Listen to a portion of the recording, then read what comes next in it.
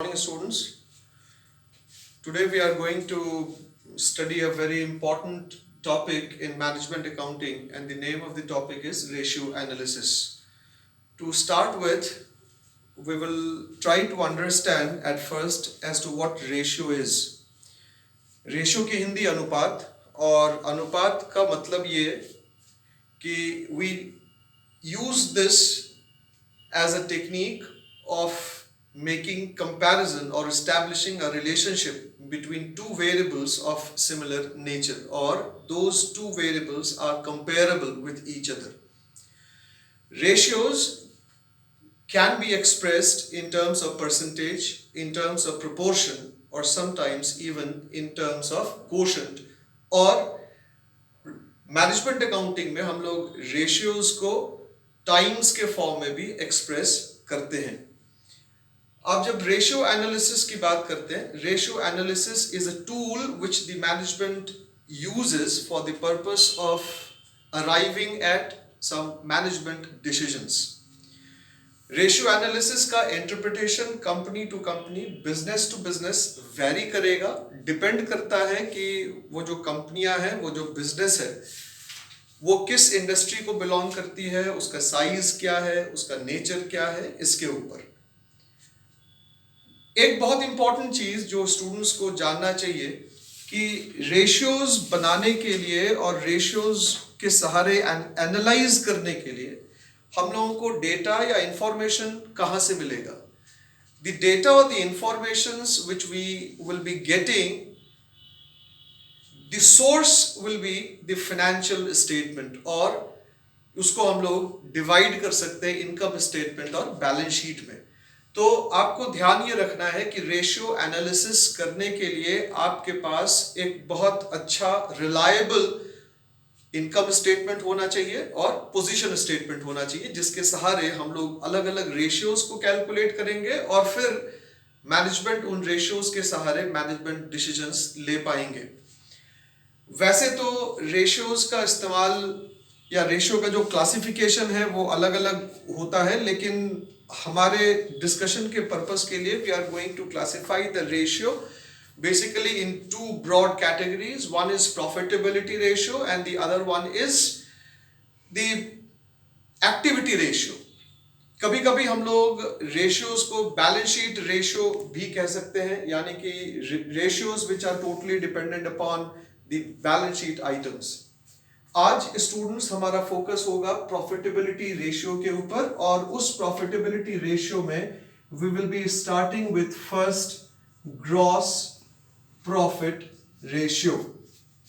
इस gross profit ratio का दूसरा नाम है, इसको हम लोग और ग्रॉस मार्जिन रेशियो भी कहते हैं. ग्रॉस मार्जिन रेशियो, या इसको हम लोग gross profit to net sales ratio भी कहते हैं. अब जहां जहां पर जिस तरीके से इसको प्रेजेंट किया जाए वो सब अलग अलग तरीके से लोग इसको कह सकते हैं, लेकिन एक्चुअली में ये तीनों एक ही है, चाहे वो gross profit ratio, gross margin ratio या gross profit to net sales ratio हो. हमने इस ग्रॉस प्रॉफिट रेशियो को एक्सप्लेन करने के लिए एक हाइपोथेटिकल एग्जांपल लिया है, जिसमें हमने एक ट्रेडिंग अकाउंट और प्रॉफिट लॉस अकाउंट को रखा है. ट्रेडिंग अकाउंट ऊपर का हिस्सा है और प्रॉफिट लॉस अकाउंट नीचे का हिस्सा है. और इस ट्रेडिंग अकाउंट और प्रॉफिट लॉस अकाउंट को जब आप कंबाइन करेंगे तो we will be getting income statement. अब अगर हम लोग ग्रॉस प्रॉफिट रेशियो को कैलकुलेट करें, या इसके लिए जो फॉर्मूला रिक्वायर्ड है that you should note is कि gross profit ratio is equal to gross profit by net sales, gross profit by net sales into 100. Gross profit by net sales into 100. तो अगर आप ग्रॉस प्रॉफिट कैलकुलेट करना चाहते हैं तो आपको gross profit divided by net sales into 100 करना पड़ेगा, because gross profit ratio is expressed in terms of percentage, therefore we need to multiply it with 100. Now the thing which you should note is कि ये जो gross profit है और ये net sales, ये दोनों ट्रेडिंग अकाउंट का ही part form करता है. ये प्रॉफिट लॉस अकाउंट का हिस्सा नहीं है। ये ग्रॉस प्रॉफिट का जो एक वेरिएबल है, दूसरा जो नेट सेल्स का वेरिएबल है, ये दोनों वेरिएबल जो है वो ट्रेडिंग अकाउंट का हिस्सा है, जो ऊपर का हिस्सा है। अब आपको ये जानना पड़ेगा कि आप ग्रॉस प्रॉफिट कैसे कैलकुलेट करेंगे। How would you be calculating gross profit? तो ग्रॉस प्रॉफिट को निकालने का तरीका बड़ा आसान है। Formula sales minus cost of goods sold अगर आप करेंगे तो ये आपको ग्रॉस प्रॉफिट निकल जाएगा। और अगर आप नेट सेल्स निकालना चाहते हैं तो net sales is equal to sales, that is gross sales minus sales return, sales minus sales return. इस सेल्स रिटर्न को हम लोग रिटर्न इनवर्ड भी कहते हैं। It is also known as return inward. अब आइए इस फॉर्मूले में, इस फॉर्मूले के सारे ये जो हाइपोथेटिकल एग्जांपल है, इसमें हम लोग ग्रॉस प्रॉफिट रेशियो कैलकुलेट करना सीखते हैं। तो हमारे पास ट्रेडिंग अकाउंट में कुछ इंफॉर्मेशंस है और ट्रेडिंग अकाउंट के डेबिट साइड में we write all the direct expenses. What we are writing is stock, which is opening stock valued at 35,000. We have purchases which is net is 2,25,000. We have wages as 6,000.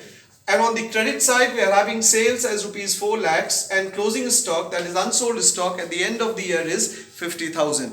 What we are seeing is the credit side of this trading account is in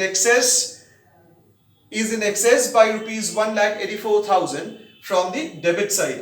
तो जब आपका credit side बड़ा होगा debit side से, जो difference होगा that will represent gross profit. तो ये क्वेश्चन में बड़ा सिंपली यहाँ पे दिया हुआ है। तो ये ग्रॉस प्रॉफिट रेशियो निकालने के लिए one variable we are having, that is gross profit which is 1,84,000 divided by net sales. Net sales अगर आप देखें तो ट्रेडिंग अकाउंट के क्रेडिट साइड में दिया गया 4 लाख रुपए और यहाँ पर कोई सेल्स रिटर्न का इंफॉर्मेशन नहीं दिया गया, इसलिए हम लोग ये अज्यूम करेंगे कि ये हमारा नेट सेल्स ही है। तो 1,84,000 डिवाइडेड बाई 4 लाख इंटू 100, अगर आप इसको सॉल्व करेंगे तो इट विल बी 46%। तो हमारा ग्रॉस प्रॉफिट रेशियो जो आया वो 46% आया। व्हाट इट मींस कि जो हमने सेल्स किया उस सेल्स में 46% हमारा ग्रॉस प्रॉफिट है। That is the profit which a company is making on its sales after deducting all its direct expenses. Mind you, all the direct expenses on the sales that the company is making, and the sales of the company is 4 lakhs, the gross profit margin is 46%.